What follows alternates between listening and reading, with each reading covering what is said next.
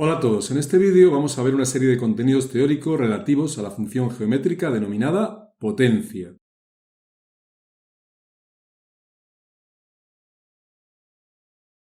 Lo primero que vamos a ver es la definición de potencia de un punto, en este caso el punto P con respecto a una circunferencia de centro O.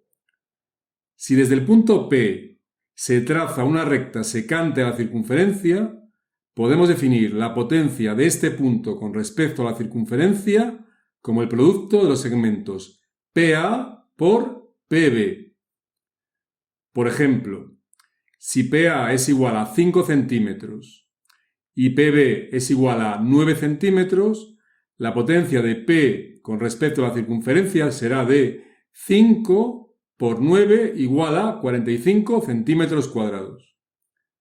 Si el punto estuviese sobre la propia circunferencia, obviamente la potencia sería 0 porque uno de los segmentos vale 0. Y si el punto estuviese dentro de la propia circunferencia, la potencia va a ser negativa al estar los dos segmentos orientados de forma opuesta. Pero este caso no suele verse en dibujo técnico, así que nos olvidamos de él. Más aún, el valor numérico concreto de la potencia de un punto con respecto a una circunferencia no va a ser relevante en dibujo técnico. Lo que sí va a ser relevante es una propiedad de la potencia que nos dice que la potencia es independiente de la recta que usemos para calcularla. Así pues, si trazamos otra recta secante cualquiera, por ejemplo esta de aquí, PC por PD va a ser también 45 centímetros cuadrados. Esto es válido para cualquier recta, incluso en el límite para una recta tangente a la circunferencia y que pasa por P. En este caso, PT por PT, es decir, PT al cuadrado, también va a valer 45 centímetros cuadrados. La demostración de esta propiedad es sencilla. Vamos a verla brevemente. En primer lugar, se trazan los segmentos AD y CB, con lo que obtenemos dos triángulos. El triángulo PAD y el triángulo PCB. Estos dos triángulos van a ser semejantes. Lo podemos ver teniendo en cuenta que ambos comparten el ángulo en el punto P. Y además, estos dos ángulos de aquí, el ángulo en B y el ángulo en D, van a ser iguales. Van a ser iguales por ser ángulos inscritos en una circunferencia y abarcar el mismo arco de circunferencia, el arco AC. Por tanto, si tenemos dos triángulos que tienen dos de sus ángulos iguales, como acabamos de ver, el tercero, en este caso el ángulo A en el triángulo PAD y el ángulo C en el triángulo PCB, obviamente van a ser iguales en los dos triángulos. Y si esto es así, los dos triángulos van a ser semejantes. Si dos triángulos son semejantes, sus lados son proporcionales y podemos plantear la siguiente ecuación de proporcionalidad entre ellos. La razón entre el lado PA y el lado PD en el triángulo PAD es igual a la razón entre los lados PC y PB en el triángulo PCB. Desarrollando esta ecuación, llegaremos a la igualdad de arriba, que es lo que se trataba de demostrar. En resumen, nos tenemos que quedar con que la potencia de un punto con respecto a una circunferencia es una constante que no depende de la recta utilizada para calcularla.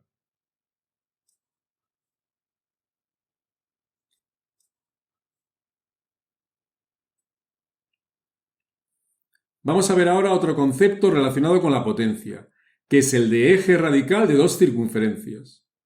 Podemos definir el eje radical de dos circunferencias como el lugar geométrico de los puntos del plano con igual potencia respecto de las dos circunferencias.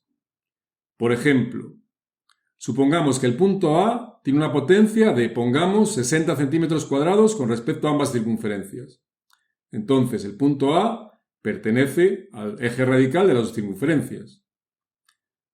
Este otro punto de aquí, el B, que tiene, por ejemplo, una potencia de 80 centímetros cuadrados con respecto a ambas circunferencias, también pertenecerá al eje radical de las dos. Y este otro punto, el C, que tiene una potencia de, por ejemplo, 35 centímetros cuadrados con respecto a las dos, pues lo mismo. Y así podríamos seguir hallando infinitos puntos. Se puede demostrar, aunque no lo vamos a hacer aquí, que el eje radical es una recta y que además es una recta perpendicular a la recta que une los centros de las dos circunferencias. Este es un resultado importante. Una vez visto esto, vamos a ver ahora algunos casos particulares de cómo se hallaría el eje radical de dos circunferencias en diferentes posiciones. En primer lugar, consideremos dos circunferencias secantes entre sí.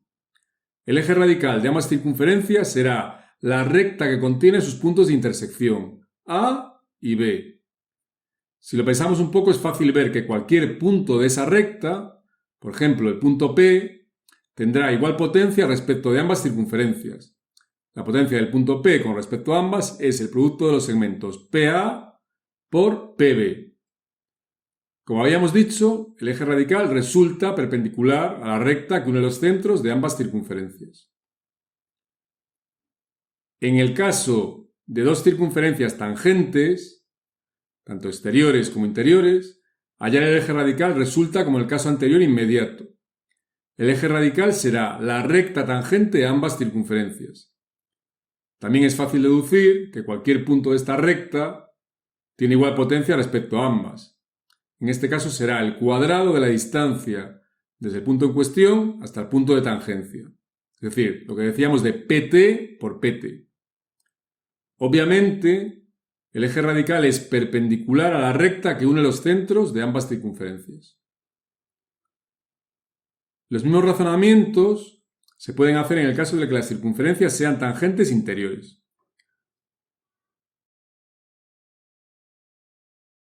Vamos ahora con un caso no tan inmediato, el de dos circunferencias exteriores.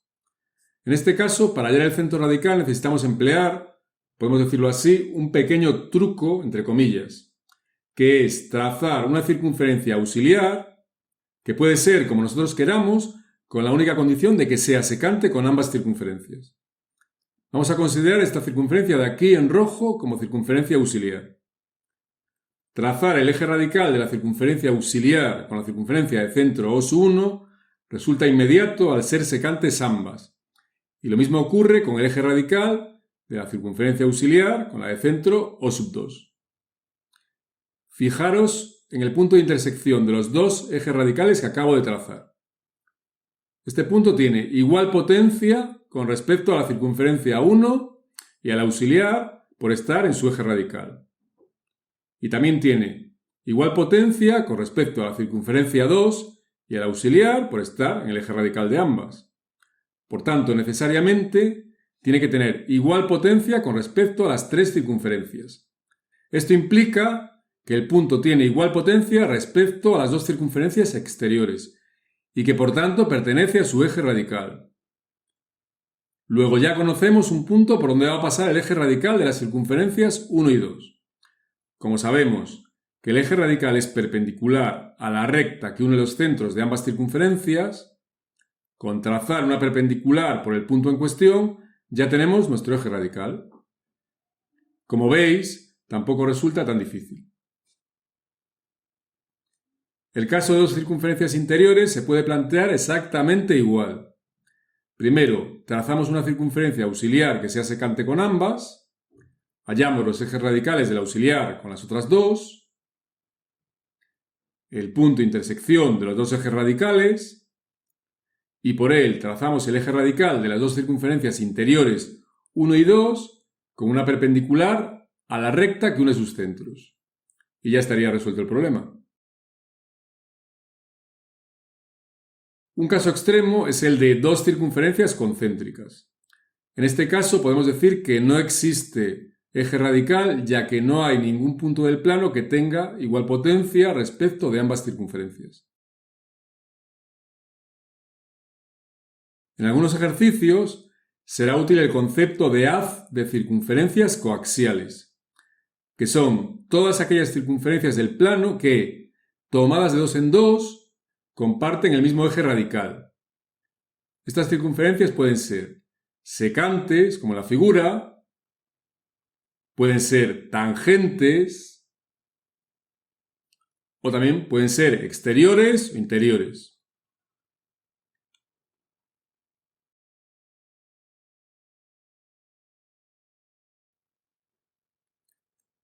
Vamos ahora con el concepto de centro radical de 3 circunferencias. Podemos definir el centro radical de 3 circunferencias como el lugar geométrico de los puntos del plano con igual potencia respecto de las 3.